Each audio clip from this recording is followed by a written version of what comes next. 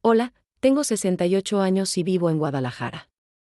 Durante 45 años creí que tenía la familia perfecta, hasta que encontré unas cartas en mi ático que destruyeron todo lo que pensaba saber sobre mi vida.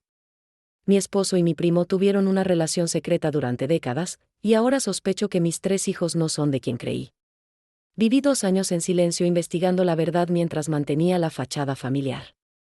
Hoy decidí hablar porque ya no puedo seguir viviendo esta mentira. Si mi historia te conmueve, déjame tu comentario, dale like y suscríbete. Necesito saber que no estoy sola en esto. Mi nombre es María Elena Rodríguez Vázquez. Tengo 68 años y toda mi vida la he vivido en esta hermosa ciudad de Guadalajara, México, donde el aroma de las flores de bugambilia se mezcla con el humo del comal cada mañana. ¿Han escuchado alguna vez que los secretos familiares son como las raíces de los árboles? Crecen profundo bajo tierra, en la oscuridad, alimentando todo lo que vemos en la superficie. Hoy quiero contarles una historia que he guardado como un tesoro amargo en mi pecho durante casi toda mi vida adulta. Es la historia de una mujer que creyó conocer a su familia, que dedicó 5 décadas a ser la matriarca perfecta, la esposa obediente, la madre protectora. Es la historia de cómo descubrí que todo lo que había construido estaba edificado sobre mentiras tan grandes que podrían llenar el mismísimo templo expiatorio. ¿Saben lo que es levantarse cada mañana durante 45 años de matrimonio, preparar el café de olla como le gusta a tu esposo, ver cómo tus 3 hijos crecen y se convierten en adultos maravillosos, y creer que conoces cada rincón de tu propia vida? Yo creía que sí. Creía que mi historia era simple, una mujer de familia tradicional que había encontrado su propósito en cuidar a los suyos. Pero la vida tiene una forma cruel de enseñarnos que lo que creemos conocer puede ser solo la superficie de un lago muy profundo. Y en el fondo de ese lago, queridos oyentes, dormían verdades que cambiarían para siempre la forma en que veía a mi familia, a mi esposo, y sobre todo, a mí misma. Mi casa siempre fue el corazón de nuestra familia extendida. Los domingos se llenaba del bullicio de nietos, del aroma de mole poblano que tardaba horas en preparar, de las risas que salían del patio donde mi esposo Roberto jugaba dominó con mi primo hermano, Alejandro. ¡Qué ironía tan amarga! El hombre en quien más confiaba después de mi esposo resultaría ser el protagonista de la traición más grande de mi vida. Durante años, Roberto viajaba constantemente por trabajo. Era representante de una empresa textil y sus viajes lo llevaban por todo el país por semanas enteras. Alejandro, mi primo querido, siempre aparecía justo cuando yo más lo necesitaba. Cuando nació mi primera hija Carmen, él estuvo ahí. Cuando llegó mi hijo Miguel, él nos ayudó con todos los gastos del hospital. Cuando nació mi pequeño Eduardo, Alejandro prácticamente se mudó con nosotros esas primeras semanas. ¿No les parece extraña tanta coincidencia? A mí no me lo parecía entonces. Pensaba que era bendición tener un familiar tan cercano y generoso. Pensaba que éramos una familia unida, de esas que ya casi no existen en este mundo moderno donde cada quien vive encerrado en su propio edificio. Pero como dice el dicho, la verdad es como el aceite, siempre sale a flote. Y después de casi 5 décadas flotando en aguas falsas, mi verdad decidió emerger de la manera más inesperada, en el lugar donde menos lo esperaba, durante la época del año que más amo, los preparativos para el Día de los Muertos.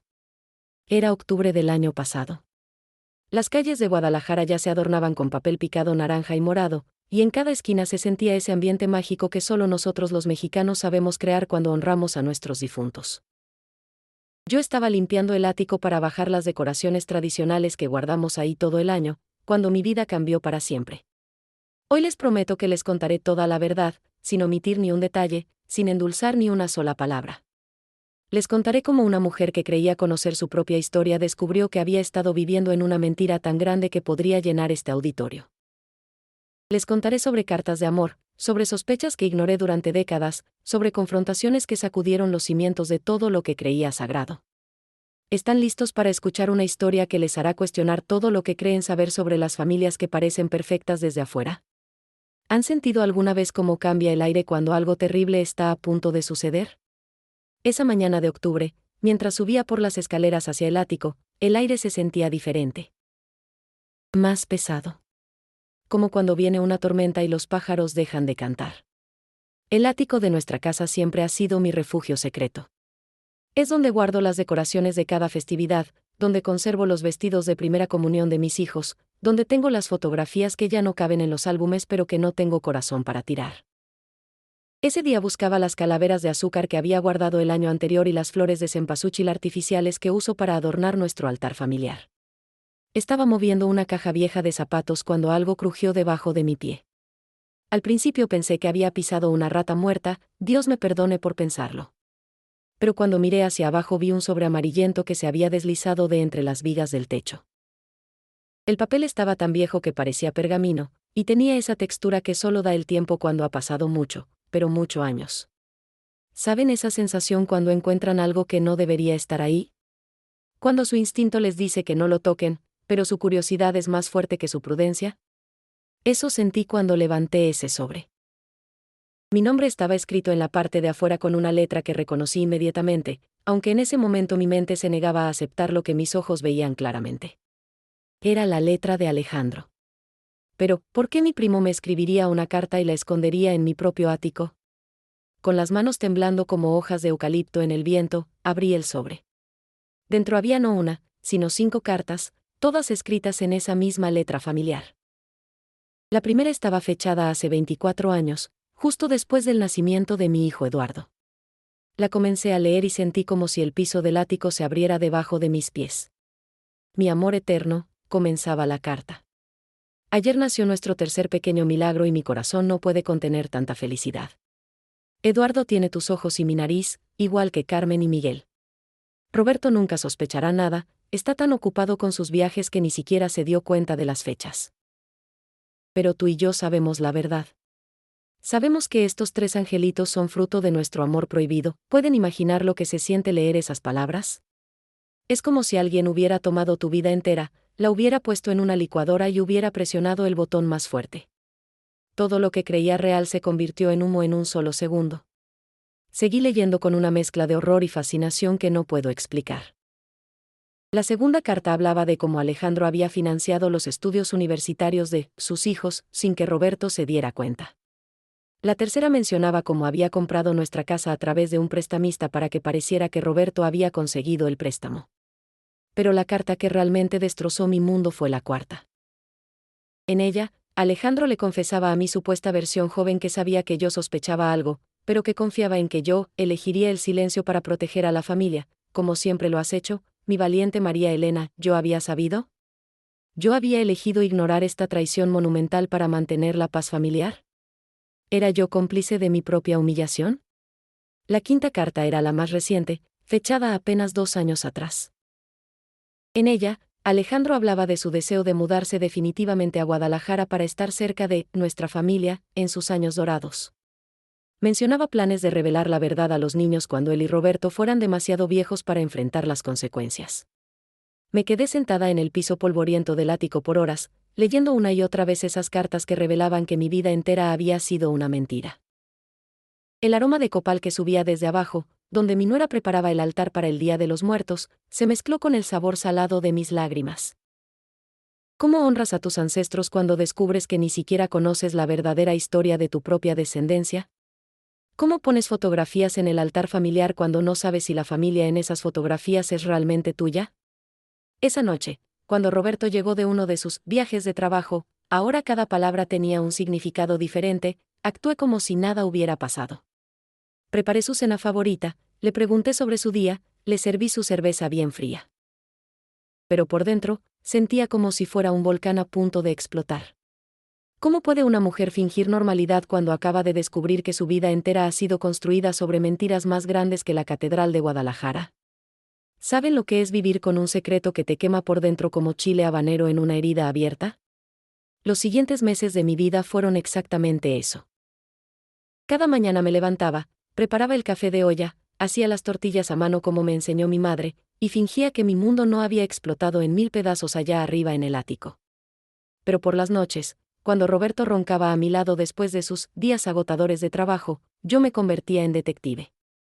Con la misma meticulosidad que uso para organizar mis recetas familiares, comencé a reconstruir 45 años de matrimonio bajo una nueva luz. Primero revisé nuestros álbumes familiares. ¿Cómo no me había dado cuenta antes de que Carmen tiene exactamente la misma sonrisa torcida de Alejandro? ¿Cómo pasé por alto que Miguel heredó esas orejas grandes que todos en la familia de Alejandro tienen? ¿Y Eduardo? Dios mío. Eduardo es prácticamente una copia joven de mi primo. ¿Ustedes han visto alguna vez esas películas donde el protagonista descubre que toda su vida ha sido una ilusión? Así me sentía yo, hoja por hoja de esos álbumes que había organizado con tanto amor durante décadas. Cada fotografía familiar se había convertido en evidencia de una traición que había durado toda mi vida adulta. Decidí hacer algo que nunca había hecho en 5 décadas de matrimonio: revisar los documentos financieros de Roberto. Cada noche, cuando él se quedaba dormido viendo las noticias en su sillón favorito, yo me escabullía a su oficina como una ladronzuela en mi propia casa. Lo que encontré me dejó sin respiración. Alejandro había estado enviando dinero, prestado, a Roberto durante años. Los pagos de la hipoteca de nuestra casa llegaban de una cuenta bancaria que no reconocía. Los gastos universitarios de mis hijos habían sido cubiertos por transferencias misteriosas que Roberto reportaba como bonos de trabajo inesperados. ¿Cómo puede un esposo mentir tan elaboradamente durante tantos años? ¿Cómo puede alguien vivir cada día construyendo una ficción tan compleja que incluye documentos falsificados, cuentas bancarias secretas y explicaciones preparadas para cada peso que no era realmente suyo? Pero lo que más me dolía no eran las mentiras de Roberto. Era darme cuenta de que, en algún nivel profundo que había enterrado bajo años de negación, yo siempre había sabido. ¿Por qué más habría evitado hacer ciertas preguntas? ¿Por qué había aceptado tan fácilmente que Alejandro siempre tuviera dinero disponible para nuestras emergencias? ¿Por qué nunca cuestioné su presencia constante en los momentos más importantes de nuestras vidas familiares? Durante esos meses de investigación silenciosa, comencé a prestar atención a detalles que antes pasaba por alto. La forma en que Alejandro miraba a mis hijos no era la de un tío cariñoso, sino la de un padre orgulloso. La manera en que Roberto se ponía nervioso cada vez que Alejandro mencionaba el pasado. Los silencios incómodos que se creaban cuando yo comentaba sobre parecidos familiares. ¿Han notado cómo cambia la textura del aire en una casa cuando hay secretos grandes flotando sin ser dichos? Mi hogar, que siempre había sido mi santuario, comenzó a sentirse como un teatro donde todos actuábamos papeles que habíamos memorizado sin darnos cuenta. Las festividades navideñas de ese año fueron especialmente difíciles. Mientras preparaba ponche y tamales para nuestra tradicional reunión familiar, cada ritual se sentía como una mentira. ¿Cómo celebras la unión familiar cuando descubres que esa unión está construida sobre traiciones?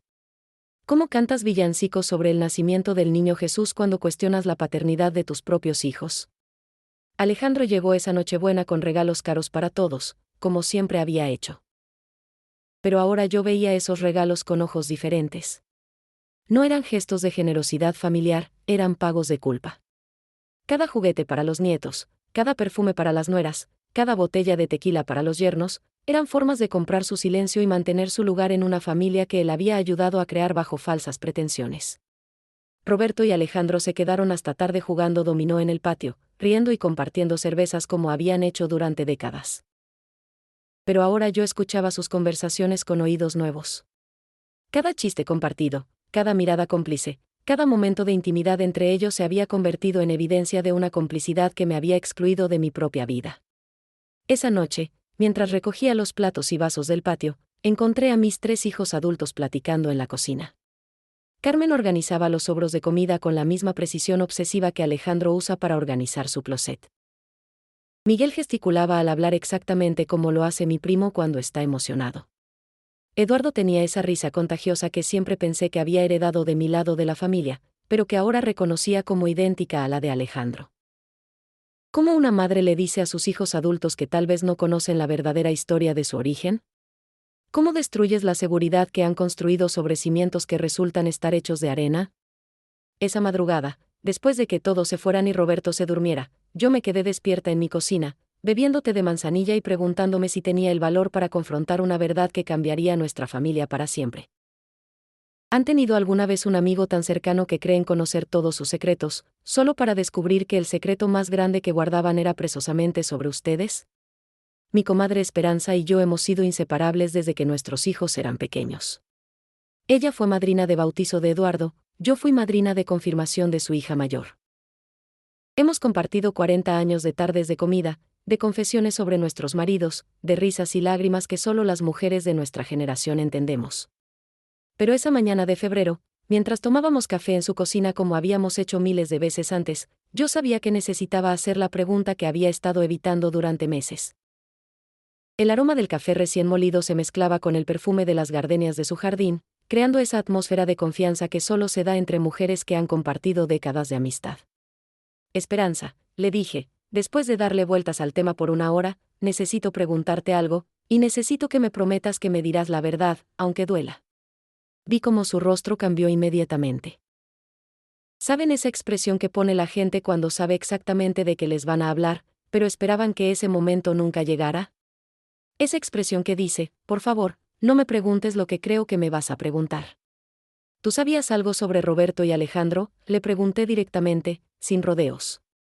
¿Sabías algo sobre mis hijos? El silencio que siguió fue tan largo y pesado como una misa de domingo en agosto. Esperanza puso su taza de café sobre la mesa con tanta delicadeza que parecía que estuviera manipulando nitroglicerina. Sus manos temblaron ligeramente, y vi lágrimas formándose en sus ojos antes de que dijera una sola palabra. María Elena, susurró finalmente, durante 40 años he rezado para que nunca me hicieras esa pregunta. ¿Pueden imaginar lo que se siente escuchar esa respuesta? Es como si alguien confirmara que la pesadilla que has estado viviendo no es una pesadilla, sino la realidad más cruda y dolorosa. En ese momento supe que todo lo que había descubierto en esas cartas era verdad, y que incluso mi mejor amiga había estado protegiendo secretos que me concernían directamente. ¿Desde cuándo lo sabías?, le pregunté, aunque una parte de mí no quería escuchar la respuesta. Esperanza se levantó y caminó hacia la ventana que da al patio donde nuestros hijos solían jugar cuando eran pequeños. Desde el embarazo de Carmen, admitió sin voltear a verme. Roberto estaba de viaje cuando tú te pusiste de parto, ¿recuerdas? Pero Alejandro apareció en el hospital antes de que Roberto regresara. Sabía detalles sobre tu embarazo que solo un esposo debería saber. Sabía que habías tenido antojos de mango con chile, sabía que habías estado teniendo contracciones falsas por 2 semanas. Su voz se quebró cuando continuó, y cuando nació Carmen, vi la cara de Alejandro. No era la cara de un tío conociendo a su sobrina. Era la cara de un padre viendo a su hija por primera vez. ¿Por qué es tan doloroso escuchar verdades que una parte de ti ya sabía? Cada palabra de Esperanza era como una confirmación de sospechas que había enterrado tan profundo que casi había logrado convencerme de que no existían. Esperanza, le dije con una voz que no reconocía como mía, ¿por qué nunca me dijiste nada? ¿Por qué guardaste este secreto durante 40 años? Ella se volteó hacia mí con lágrimas corriendo por sus mejillas. ¿Cómo iba a destruir tu familia basándome en sospechas? ¿Cómo iba a quitarte la felicidad que veía en tus ojos cada vez que hablabas de tus hijos o de tu matrimonio? Tú parecías tan contenta, María Elena. Parecías tener la familia perfecta que todas nosotras envidiábamos. Pero no era perfecta, murmuré. Era una mentira. Era tu mentira, dijo Esperanza suavemente. Y yo pensé que si tú habías elegido vivir esa mentira, si habías encontrado la manera de ser feliz dentro de ella, no era mi lugar destrozarla. ¿Saben lo que duele más que descubrir que tu vida ha sido una mentira? Descubrir que incluso las personas que más te aman han participado en mantener esa mentira por décadas, convenciéndose de que lo hacían por tu bien. ¿Había más gente que lo sabía?, pregunté, aunque temía la respuesta. Esperanza suspiró profundamente. Tu hermana Guadalupe siempre hizo comentarios sobre los parecidos. Tu cuñada Rosa una vez me preguntó directamente si yo pensaba que algo extraño pasaba en tu casa. Pero nadie quería ser el que destrozara tu mundo. Así que no solo Roberto y Alejandro habían estado viviendo una doble vida durante décadas. Mi círculo completo de mujeres de confianza había creado una conspiración de silencio alrededor de mí, todas convencidas de que me estaban protegiendo de una verdad que yo supuestamente ya sabía y había elegido ignorar. ¿Crees que ellos saben que yo sé?, le pregunté. Roberto está actuando muy nervioso últimamente, admitió Esperanza. Ha venido aquí 3 veces en las últimas semanas preguntando si tú has estado comportándote extraño, si has hecho preguntas sobre el pasado. Creo que está empezando a sospechar que descubriste algo. Esa tarde regresé a mi casa con una mezcla de claridad y devastación que no puedo describir. Finalmente tenía confirmación de que mis sospechas eran reales, pero también sabía que confrontar esta verdad significaría destruir no solo mi matrimonio, sino potencialmente toda la estructura familiar que habíamos construido durante décadas. ¿Cómo decide una mujer de 68 años si vale la pena buscar la verdad cuando esa verdad podría destrozar todo lo que ama? ¿Cómo pesa la importancia de la honestidad contra la estabilidad de una familia que, aunque construida sobre mentiras, Había producido hijos maravillosos y recuerdos hermosos. Esa noche, mientras Roberto dormía a mi lado como si nada hubiera cambiado, yo sabía que mi tiempo de investigación silenciosa había terminado. Era hora de tomar decisiones que cambiarían nuestras vidas para siempre. ¿Saben cuál es la diferencia entre sospechar algo terrible y saberlo con certeza? La diferencia es que las sospechas te permiten vivir en la negación, pero el conocimiento te obliga a actuar.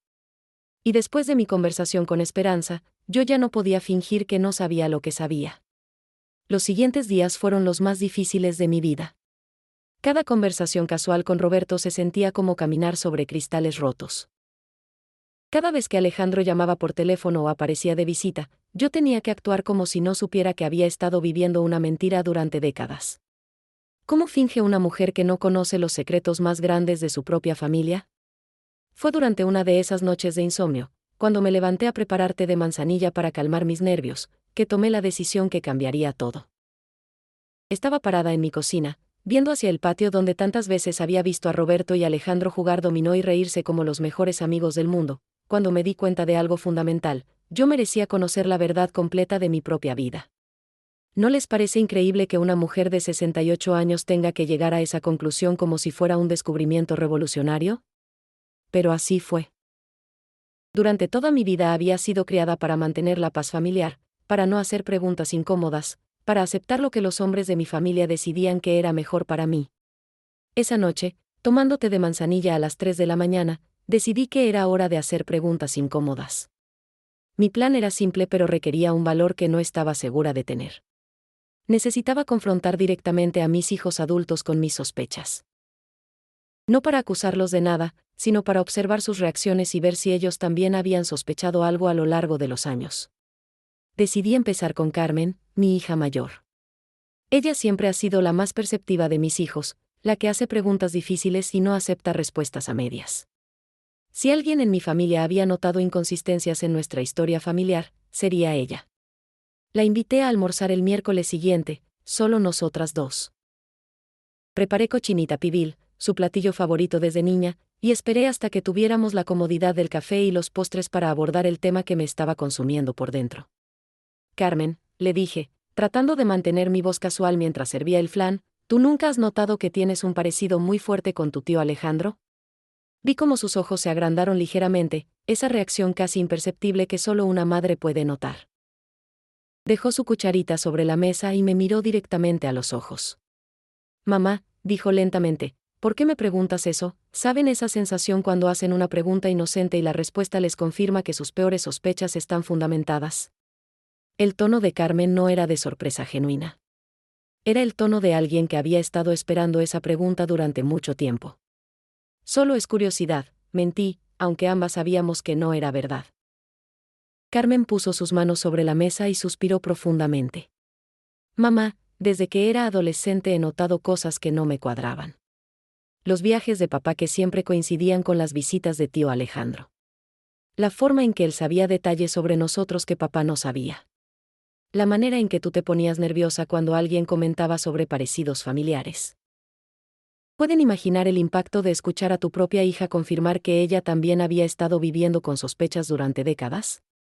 Mi niña inteligente había estado protegiendo los mismos secretos que yo, probablemente por las mismas razones, para mantener unida a la familia. ¿Has hablado de esto con Miguel o Eduardo?, le pregunté. Miguel una vez me comentó que pensaba que tío Alejandro actuaba más como padre que como tío, admitió Carmen. ¿Y Eduardo? Bueno, Eduardo es prácticamente idéntico a tío Alejandro. No hay forma de que no se haya dado cuenta. Así que mis 3 hijos habían estado viviendo con las mismas dudas que yo. Mis pobres niños habían crecido en una casa llena de secretos no dichos, protegiendo a los adultos de verdades que todos conocían pero nadie se atrevía a verbalizar.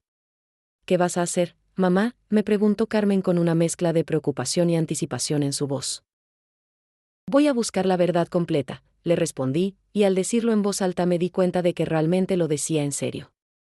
Voy a confrontar a tu padre y a Alejandro, y voy a exigir respuestas honestas después de 45 años de matrimonio. Carmen extendió su mano por encima de la mesa y tomó la mía. ¿Estás preparada para las consecuencias, mamá? ¿Por qué una vez que abramos esa puerta, no hay manera de cerrarla de nuevo? ¿Estaba preparada? Honestamente, no lo sabía.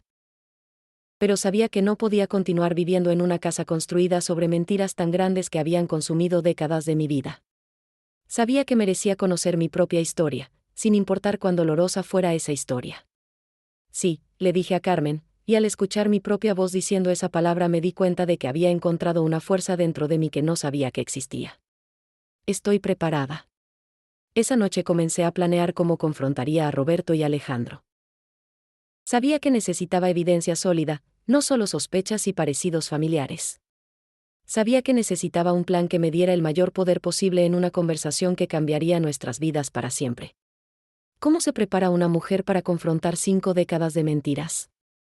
¿Cómo encuentra el valor para destruir un mundo que, aunque falso, había sido el único hogar que había conocido durante toda su vida adulta? No lo sabía, pero estaba decidida a descubrirlo. ¿Han sentido alguna vez que se preparan para una batalla que saben que va a cambiar sus vidas para siempre? Los siguientes días fueron como los preparativos para una guerra que no quería pelear, pero que sabía que era necesaria. Decidí que la confrontación tendría que ser pública, en una reunión familiar donde nadie pudiera escapar ni negar lo que iba a suceder. El pretexto perfecto llegó con el aniversario de bodas de Miguel y su esposa Ana. Era una celebración que tradicionalmente se hacía en mi casa, con toda la familia reunida para cenar y recordar momentos felices. Pero esta vez, yo tenía planes muy diferentes para esa reunión. ¿Cómo planea una mujer destruir la fachada de su familia durante lo que se supone que debe ser una celebración? Con mucho cuidado y con el corazón partido en 1000 pedazos. Preparé toda la comida que sabía que les gustaba: pozole rojo, tamales oaxaqueños, agua de Jamaica, y el pastel de 3 leches que Miguel había amado desde niño. Si iba a destrozar nuestro mundo familiar, al menos lo haría después de alimentarlos bien una última vez. Llegaron todos puntualmente, como siempre. Roberto con su sonrisa de esposo modelo, ayudándome a servir la comida como el marido atento que había representado durante décadas. Alejandro con su botella de tequila de regalo y esa familiaridad casual que ahora me parecía obscena. Mis 3 hijos con sus familias, sin saber que estaban a punto de presenciar el colapso de todo lo que creían conocer sobre sus orígenes. Durante la cena, mantuve conversaciones normales. Pregunté sobre el trabajo de Miguel, elogié el nuevo corte de cabello de Carmen, jugué con mis nietos como la abuela cariñosa que siempre había sido. Pero todo el tiempo, las cartas de Alejandro estaban guardadas en mi delantal como bombas esperando explotar. ¿Saben cómo se siente tener una conversación normal cuando sabes que en 20 minutos vas a pronunciar palabras que van a cambiar la vida de todas las personas que amas? Es como actuar en una obra de teatro cuando sabes que el teatro se va a incendiar durante el segundo acto. Después del postre, cuando todos estaban relajados y contentos, cuando los nietos estaban jugando en el patio y las conversaciones fluían con la calidez de siempre, yo me puse de pie y saqué las cartas. Antes de que cortemos el pastel para Miguel y Ana, anuncié con una voz que sonaba mucho más firme de lo que me sentía: necesito compartir algo con la familia. Vi cómo Roberto se puso tenso inmediatamente. Alejandro dejó de reírse a media carcajada. Mis hijos me miraron con esa mezcla de curiosidad y preocupación que ponen los adultos cuando sienten que algo importante está a punto de suceder. Hace algunos meses, continué, encontré estas cartas en nuestro ático. Puse las 5 cartas sobre la mesa como si fueran cartas de póker en la jugada más importante de mi vida. El silencio que siguió fue ensordecedor. Podía escuchar el tic-tac del reloj de la cocina, el sonido distante de los nietos jugando afuera, el rumor del tráfico en la calle. Pero dentro de nuestro comedor, donde habíamos compartido miles de comidas familiares, el silencio era tan denso que se podía cortar con cuchillo. Roberto intentó reaccionar primero. María Elena, ¿qué son esas cartas? ¿Por qué estás actuando tan? No me hables como si fuera una vieja confundida, exploté con una fuerza que me sorprendió incluso a mí misma. Son cartas de amor de Alejandro, hablando sobre nuestros 3 hijos, y sobre cómo han estado manteniendo esta mentira durante 45 años. ¿Pueden imaginar la cara de mis hijos en ese momento? Carmen se puso pálida como papel, Miguel se quedó con la boca abierta como pescado fuera del agua, y Eduardo, pobre Eduardo, él inmediatamente se volteó hacia Alejandro con una expresión que gritaba: ¿es verdad? Alejandro fue el primero en intentar negar todo. María Elena, no sé de qué cartas hablas. ¿Debe ser algún malentendido, alguna broma cruel de alguien? Las cartas están escritas con tu letra, y grité, sorprendida de mi propia furia. Reconozco tu letra porque durante 40 años he visto las tarjetas de cumpleaños que les escribes a mis hijos. Roberto intentó intervenir otra vez. María Elena, cálmate. ¿Estás alterando a toda la familia con? Yo no estoy alterando a nadie, rugí. Ustedes dos alteraron a esta familia hace 40 años cuando decidieron convertir mi matrimonio y mi maternidad en una mentira gigantesca. En ese momento, Carmen se puso de pie. Con lágrimas en los ojos pero con una voz firme, dijo, mamá tiene derecho a saber la verdad. Todos tenemos derecho a conocer la verdad. Miguel asintió, aunque parecía estar en shock. Si esto es real, si realmente somos, si Alejandro es nuestro padre, terminó Eduardo con una voz apenas audible. ¿Es eso lo que están diciendo estas cartas? ¿Que Roberto no es nuestro padre biológico? El peso de esa pregunta cayó sobre la mesa como una losa de cemento. 45 años de mentiras, de actuaciones, de secretos guardados, todo resumido en una pregunta simple de mi hijo menor que merecía una respuesta simple. Pero ni Roberto ni Alejandro respondieron. Se quedaron ahí sentados, mirándose entre ellos como conspiradores descubiertos en el acto, y en ese silencio, todos nosotros encontramos la respuesta que habíamos estado temiendo. ¿Cómo termina una cena familiar cuando descubres que tu familia no es lo que creías que era? Con platos medio llenos abandonados sobre la mesa, con abrazos que se sienten diferentes, y con la certeza de que nada volverá a ser igual. ¿Saben cuál es el sonido de una familia rompiéndose? No es un estrépito fuerte como cuando se cae un plato. Es un silencio terrible seguido de voces que se levantan, de puertas que se cierran, de personas que amas eligiendo lados como si estuvieran en una guerra que nadie quería pelear. Después de mi confrontación en la mesa, la respuesta de Roberto fue la que más me dolió. En lugar de disculparse, en lugar de explicar o al menos admitir la verdad, él se puso furioso conmigo. Como si yo fuera la culpable de descubrir su mentira de 40 años. Estás destruyendo a esta familia con tus paranoids, me gritó. Estás inventando problemas donde no los hay. Esas cartas pueden ser falsas, pueden ser de cualquier persona, pueden creer que después de 45 años de matrimonio, ante evidencia tan clara, él siguiera negando. Era como si pensara que podía mantener la mentira simplemente gritando más fuerte que la verdad. Alejandro, por otro lado, adoptó una estrategia diferente. Él comenzó a hacer el papel de víctima inocente. María Elena, no sé quién pudo haber escrito esas cartas haciéndose pasar por mí, pero te juro por la Virgen de Guadalupe que yo nunca. Sus actuaciones eran tan convincentes que por un momento me hizo dudar de mi propia cordura. Pero fueron las reacciones de mis hijos las que realmente me rompieron el corazón en direcciones que no esperaba. Carmen y Eduardo inmediatamente se pusieron de mi lado. Carmen, con esa determinación que siempre la ha caracterizado, declaró, si mamá dice que esas cartas son reales, yo le creo. Y sinceramente, esto explicaría muchas cosas que nunca cuadraron en nuestra familia. Eduardo, mi bebé que ya es un hombre de 24 años, se acercó a mí y me puso una mano en el hombro. Mamá, no importa quién sea mi padre biológico. Tú eres mi madre y siempre lo serás.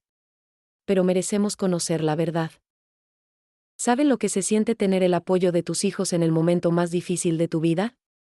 Es como encontrar aire cuando estás ahogándote. Sus palabras me dieron la fuerza para continuar luchando por la verdad cuando todo mi mundo se estaba desmoronando. Pero Miguel, ay, mi Miguel. Él eligió el lado que más me dolió. Se puso del lado de Roberto y Alejandro. Mamá, me dijo con una voz fría que nunca le había escuchado, aunque esas cartas fueran reales, ¿qué ganas con destruir nuestra familia? Roberto nos crió, nos educó, nos dio su apellido. ¿No es eso lo que importa? ¿Por qué tienes que arruinar todo por algo que pasó hace tanto tiempo? ¿Cómo responde una madre cuando su propio hijo la acusa de arruinar la familia por buscar la verdad? ¿Cómo explicas que vivir en una mentira no es vivir realmente? Miguel, le dije con lágrimas corriendo por mis mejillas, no estoy tratando de arruinar nada. Estoy tratando de entender mi propia vida. Pero tu vida ha sido buena, insistió él. Has tenido una familia hermosa, una casa hermosa, hijos que te aman. ¿Por qué necesitas destruir todo eso? En ese momento me di cuenta de que Miguel tenía sus propias razones para querer mantener el secreto. Él había estado trabajando con Alejandro en algunos proyectos de negocio. Si Alejandro resultaba ser su padre biológico, y si esa revelación destruía su relación comercial, Miguel podría perder oportunidades económicas importantes. ¿Cómo compites como madre contra los intereses financieros de tu propio hijo? ¿Cómo le explicas que la verdad vale más que el dinero cuando él ya es adulto y tiene sus propias responsabilidades económicas? Las semanas siguientes fueron las más solitarias de mi vida. Carmen y Eduardo venían a visitarme regularmente, pero Miguel prácticamente desapareció. Roberto comenzó a quedarse fuera de casa más tiempo, alegando trabajo extra, pero yo sabía que simplemente no quería enfrentar la nueva realidad que yo había creado al insistir en la verdad. Alejandro, sorprendentemente, siguió apareciendo para las reuniones familiares como si nada hubiera pasado. Actuaba como el tío cariñoso de siempre, como si mis acusaciones fueran delirios de una mujer mayor que había perdido la razón. ¿Saben lo que es más frustrante que vivir una mentira? Es cuando las personas que han perpetuado esa mentira actúan como si tú fueras la loca por querer enfrentarla. Durante esos días terribles, mi comadre Esperanza se convirtió en mi salvavidas emocional. Ella venía todos los días a tomar café conmigo, me escuchaba llorar mis frustraciones, me recordaba que no estaba loca, que tenía derecho a buscar respuestas. María Elena, me decía, durante 40 años te vi ser la mujer más fuerte que conozco. No dejes que ellos te convenzan de que eres débil o paranoica ahora que finalmente estás reclamando tu derecho a conocer tu propia historia. Pero las noches eran las peores. Roberto dormía en el sillón de la sala, alegando que mis crisis nerviosas no lo dejaban descansar. Yo me quedaba despierta en nuestra cama matrimonial que ya no se sentía como hogar, preguntándome si había hecho lo correcto al abrir esta caja de Pandora. ¿Vale la pena destruir una familia por la verdad? ¿Es mejor vivir en una mentira cómoda o luchar por una verdad dolorosa? Durante esas noches de insomnio, yo no estaba segura de la respuesta. Pero cada mañana, cuando veía las cartas de Alejandro en mi mesa de noche, cuando recordaba 40 años de preguntas no hechas y sospechas ignoradas, sabía que no podía regresar a la ignorancia voluntaria. Por primera vez en mi vida, estaba luchando por mí misma, y aunque doliera, se sentía como lo correcto. ¿Saben cuál es la diferencia entre una sospecha y una prueba que nadie puede negar? La diferencia es que las sospechas permiten que las personas sigan fingiendo inocencia, pero las pruebas obligan a que incluso los mentirosos más hábiles finalmente digan la verdad. Fue Carmen quien me sugirió la idea que cambiaría todo. Mamá, si realmente quieres respuestas definitivas, podemos hacer pruebas de ADN. Ya no tendríamos que depender de cartas o sospechas o parecidos familiares. Tendríamos ciencia. La idea me aterrorizó y me emocionó al mismo tiempo. ¿Realmente quería saber con certeza científica si mis hijos no eran biológicamente de Roberto? ¿Estaba preparada para esa verdad final, irrefutable? Decidí que sí. Después de meses de vivir en un limbo de medias verdades y negaciones, necesitaba respuestas que nadie pudiera disputar. Carmen, Eduardo y yo fuimos juntos al laboratorio un martes por la mañana. Nos tomaron muestras de saliva en tubitos pequeños que parecían demasiado insignificantes para contener respuestas tan monumentales. El doctor nos explicó que en 2 semanas tendríamos resultados que mostrarían definitivamente si Alejandro era el padre biológico de mis hijos. ¿Están seguros de que quieren hacer esto?, nos preguntó el doctor. Una vez que tengan estos resultados, no hay manera de desconocerlos. Los 3 nos miramos entre nosotros. Después de 40 años de dudas, finalmente estábamos listos para la verdad completa. Sí, respondimos al unísono. Estamos seguros. Esas 2 semanas de espera fueron eternas. Cada día se arrastraba como si tuviera 48 horas. Roberto seguía durmiendo en la sala, Alejandro seguía apareciendo para cenas familiares como si nada hubiera pasado, y Miguel seguía evitándome como si yo fuera una leprosa contagiosa. Pero Carmen y Eduardo se quedaron a mi lado durante toda la espera. Ellos entendían que necesitábamos estas respuestas no para destruir nuestra familia, sino para finalmente poder construir relaciones basadas en la verdad en lugar de en mentiras decoradas con tradiciones familiares. El día que llegaron los resultados, los 3 fuimos juntos a recogerlos. Con manos temblorosas, abrí el sobre que contenía 40 años de respuestas a preguntas que había tenido miedo de hacer. Los números eran claros y brutalmente honestos: 99. 7% de probabilidad de que Alejandro fuera el padre biológico de Carmen. 99.8% para Eduardo. Decidimos no hacer la prueba para Miguel porque él había rehusado participar, pero los patrones ya eran evidentes. ¿Cómo se siente leer en papel científico que toda tu vida adulta ha sido construida sobre mentiras? Es como si alguien hubiera reescrito tu biografía mientras tú no estabas prestando atención. Esa noche decidí organizar la confrontación final. Llamé a Roberto, a Alejandro, y a todos mis hijos para una reunión familiar urgente. No les dije el motivo, pero el tono de mi voz dejó claro que no era opcional asistir. Cuando todos estuvieron sentados en mi sala, el mismo lugar donde habíamos tenido miles de reuniones familiares felices, yo puse los resultados del laboratorio sobre la mesa de centro como si fueran evidencia en un juicio. Ya no hay nada que discutir, anuncié. Ya no hay cartas que pueden ser falsificadas o parecidos que pueden ser coincidencias. Aquí están las pruebas científicas de lo que todos nosotros hemos sabido durante años, pero nadie ha tenido el valor de admitir. Roberto intentó tomar los papeles, pero yo los aparté. Alejandro es el padre biológico de Carmen y Eduardo. Y basándome en los patrones familiares, probablemente también de Miguel. El silencio que siguió fue diferente a todos los silencios anteriores. No era el silencio de la negación o del shock. Era el silencio del reconocimiento, de secretos finalmente expuestos bajo la luz más brillante posible. Alejandro fue el primero en quebrarse. Se echó a llorar como un niño y confesó todo. María Elena, perdóname, sollozó. Nunca quisimos lastimarte. Roberto y yo, éramos jóvenes y confundidos.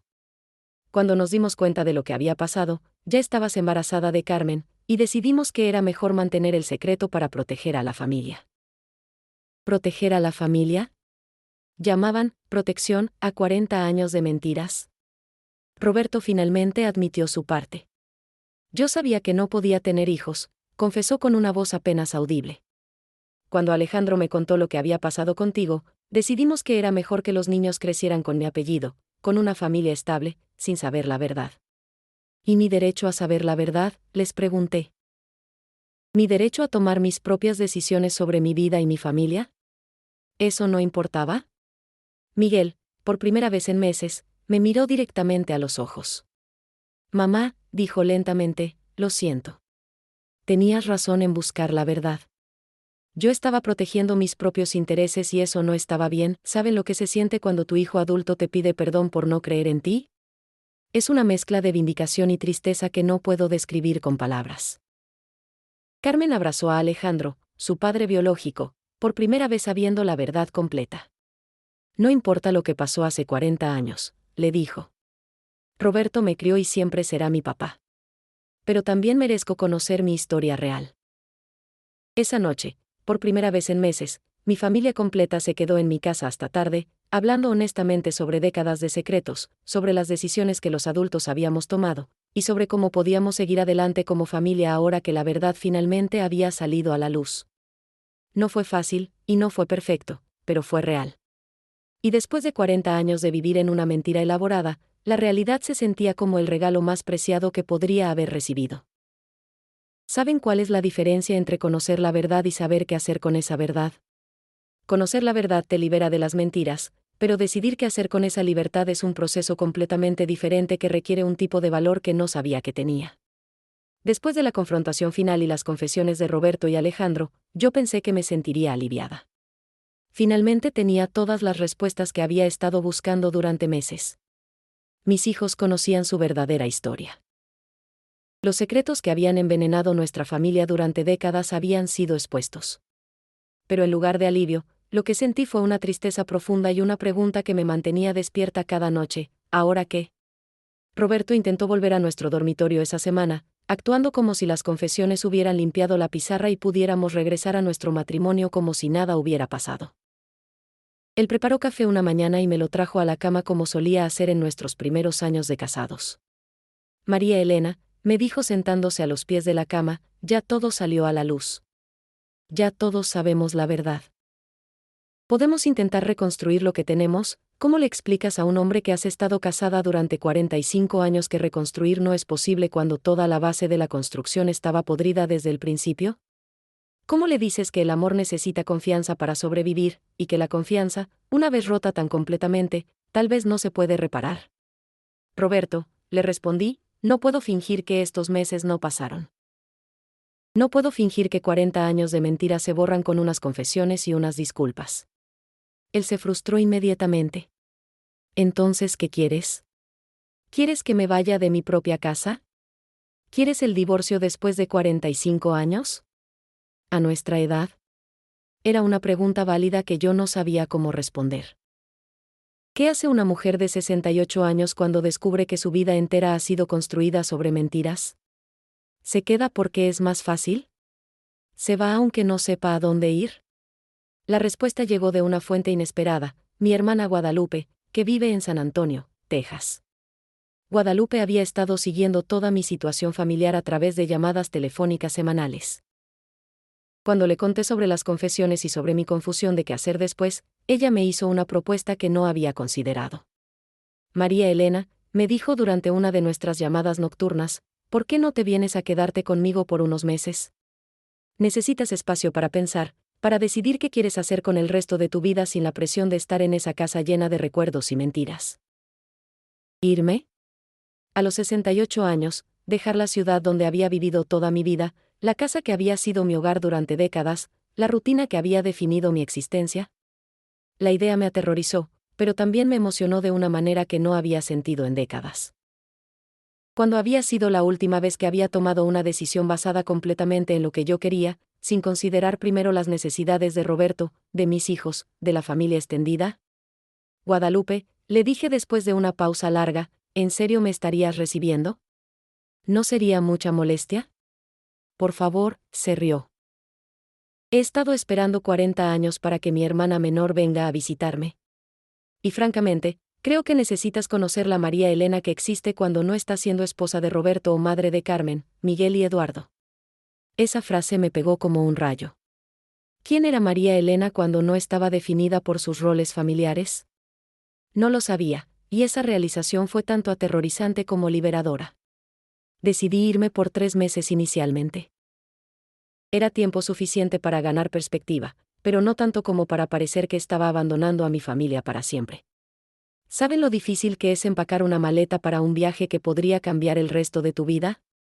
¿Qué llevas cuando no estás segura de quién vas a ser cuando llegues a tu destino? La noche antes de mi viaje, mis 3 hijos vinieron a cenar. Habíamos decidido mantener mi viaje en privado de Roberto y Alejandro hasta que yo estuviera lista para explicar mis decisiones. Mamá, me dijo Eduardo mientras yo empacaba, ¿estás segura de que esto es lo que quieres hacer? No, le respondí honestamente. No estoy segura de nada en este momento. Pero sé que necesito tiempo y espacio para descubrir quién soy cuando no estoy actuando el papel de la esposa perfecta o la matriarca protectora. Carmen me abrazó fuertemente. Te vamos a extrañar muchísimo, pero entendemos que necesitas hacer esto. Miguel, que había estado callado durante la cena, finalmente habló. Mamá, lamento haber dudado de ti durante estos meses. Tenías razón en buscar la verdad, y tienes derecho a tomar tiempo para decidir qué hacer con esa verdad. A la mañana siguiente, mientras el taxi me llevaba al aeropuerto, miré por última vez la casa donde había vivido durante 40 años. No sabía si regresaría como esposa de Roberto o como una mujer completamente diferente que había decidido comenzar de nuevo. Pero por primera vez en décadas, esa incertidumbre no me aterrorizaba. Se sentía como libertad. ¿Saben cómo se siente despertar en una cama que no es la suya después de haber dormido en la misma cama durante 40 años? Se siente como renacer. Los primeros días en San Antonio con mi hermana Guadalupe fueron como aprender a caminar de nuevo, pero esta vez caminando hacia donde yo quería ir, no hacia donde otros esperaban que fuera. La casa de Guadalupe huele diferente, a canela y a lavanda en lugar del copal y las gardenias de mi hogar en Guadalajara. Sus rutinas son diferentes, desayuna más tarde, escucha música mientras cocina, lee novelas románticas en las tardes en lugar de ver telenovelas. Al principio, estas diferencias me hacían sentir perdida, como si fuera una extraña en mi propia familia. Pero gradualmente, algo hermoso comenzó a suceder. Sin las responsabilidades de mantener un hogar, sin la presión de ser la matriarca perfecta, sin la necesidad de fingir que todo estaba bien cuando todo estaba roto, comencé a redescubrir a la María Elena que había enterrado debajo de décadas de roles familiares. ¿Recuerdan que les conté que siempre me había gustado pintar cuando era joven? Guadalupe tiene un pequeño estudio de arte en su casa, y después de 3 semanas de estar ahí, me atreví a tocar un pincel por primera vez en 40 años. Al principio, mis manos temblaban. No sabía si era por la edad o por la emoción de estar haciendo algo solo para mí, sin ningún propósito familiar o doméstico. pinté flores, bugambilias como las de mi patio en Guadalajara, pero estas tenían colores más brillantes, más salvajes, como si finalmente hubieran encontrado su verdadera forma de florecer. Guadalupe encontró mis primeros intentos de pintura y lloró. María Elena, me dijo, había olvidado cuánto talento tenías. ¿Por qué paraste de pintar? ¿Por qué había parado? Porque cuando me casé, Roberto pensaba que la pintura era un pasatiempo costoso sin propósito práctico. Porque cuando llegaron los niños, no tenía tiempo para nada que no fuera alimentarlos, vestirlos, criarlos. Porque en algún momento dejé de verme como una mujer con intereses propios y comencé a verme solo como esposa y madre. Durante mis 3 meses en San Antonio, establecí rutinas que eran completamente mías. Caminaba por el Riverwalk cada mañana, algo que había querido hacer desde que era joven pero que nunca había tenido oportunidad. Tomé clases de inglés en el centro comunitario, aprendiendo palabras que me hacían sentir más worldly, más capaz de existir en espacios que no estaban definidos por mi familia mexicana. ¿Saben lo que descubrí más sorprendente de todo? Que era divertida. Sin la carga de mantener secretos familiares o de actuar como la matriarca seria, resulta que tengo sentido del humor. Guadalupe y yo nos reíamos hasta llorar casi todas las noches, compartiendo chismes de vecindario y recuerdos de nuestra infancia que había olvidado durante décadas de responsabilidades adultas. Por supuesto, mi familia en Guadalajara no desapareció solo porque yo había decidido tomarme un descanso de ellos. Carmen me llamaba 3 veces por semana, contándome sobre sus días, preguntándome sobre mis pinturas, manteniéndome conectada pero sin presión. Eduardo me mandaba fotos de sus nietos, mis bisnietos, con mensajes que decían, la abuela te extraña, pero también, la abuela se ve feliz en las fotos que manda tía Guadalupe. Miguel tardó más en llamar, pero eventualmente lo hizo. Mamá, me dijo durante una llamada especialmente emotiva, he estado pensando mucho sobre todo lo que pasó. Creo que tenías razón no solo sobre buscar la verdad, sino sobre necesitar tiempo para decidir qué hacer con esa verdad. ¿Y Roberto? Roberto me llamaba casi todos los días durante las primeras semanas, alternando entre súplicas para que regresara y amenazas sobre lo que dirían los vecinos si me quedaba en Texas indefinidamente. Pero gradualmente, incluso sus llamadas se volvieron diferentes. Menos desesperadas, más reflexivas. María Elena, me dijo durante una llamada en mi segundo mes en San Antonio, he estado hablando con un consejero matrimonial. He estado tratando de entender por qué guardé ese secreto durante tantos años, porque pensé que era mejor mantener la mentira que enfrentar la verdad contigo. Era la primera vez en 45 años que Roberto había sugerido que tal vez él necesitaba cambiar algo sobre sí mismo, en lugar de esperar que yo cambiara para acomodar sus decisiones. ¿Estaba lista para perdonar? Honestamente, no lo sabía. Pero estaba lista para considerar la posibilidad de que tal vez podríamos construir algo nuevo y honesto sobre los escombros de lo que habíamos destruido. Después de 3 meses en San Antonio, tomé la decisión de regresar a Guadalajara. Pero no regresé como la misma mujer que se había ido. Regresé como alguien que había probado la libertad y que no estaba dispuesta a renunciar a ella completamente. Hoy, 6 meses después de mi regreso, mi vida se ve completamente diferente. Roberto y yo estamos asistiendo a terapia matrimonial, aprendiendo a tener conversaciones honestas después de décadas de secretos. No sé si nuestro matrimonio sobrevivirá, pero por primera vez, estamos intentando construir algo basado en la verdad en lugar de en conveniencias familiares. Convertí el cuarto de huéspedes en mi estudio de arte. Pinto cada mañana antes de hacer cualquier cosa doméstica, y Roberto ha aprendido a respetar ese tiempo como sagrado. Mis pinturas no son perfectas, pero son mías, y eso las hace hermosas. Alejandro sigue siendo parte de nuestras reuniones familiares, pero ahora como el padre biológico de mis hijos, no como el tío misteriosamente generoso. Es extraño, pero es honesto, y la honestidad resulta ser más cómoda que las mentiras, incluso cuando duele. ¿Y mis hijos? Mis maravillosos hijos están aprendiendo a navegar una nueva realidad familiar, pero lo están haciendo con gracia y amor. Carmen me dice que está orgullosa de mí por haber tenido el valor de buscar la verdad a mi edad. Eduardo me dice que mi ejemplo le ha enseñado que nunca es demasiado tarde para reclamar tu propia vida. Miguel ahora viene a mi estudio de arte los domingos por la mañana. No pinta, pero se sienta conmigo mientras yo trabajo y hablamos sobre la vida, sobre las decisiones que tomamos, sobre el valor de la honestidad. Mamá, me dijo el domingo pasado, lamento que hayas tenido que esperar hasta los 68 años para descubrir quién eres cuando no estás cuidando a todos los demás. Pero, ¿saben qué? No lamento la espera.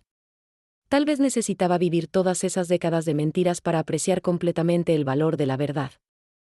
Tal vez necesitaba ser esposa y madre durante tanto tiempo para entender lo que significaba ser simplemente María Elena. Ahora, cuando jóvenes mujeres de mi comunidad me piden consejos sobre matrimonio y familia, les digo que amen a sus familias profundamente, pero que nunca olviden amarse a sí mismas también. Les digo que hacer preguntas difíciles no es traición, sino supervivencia. Les digo que la verdad, aunque duela, siempre es mejor que las mentiras cómodas. ¿Y qué hago cuando me siento triste por todo el tiempo que perdí viviendo una mentira? Pinto.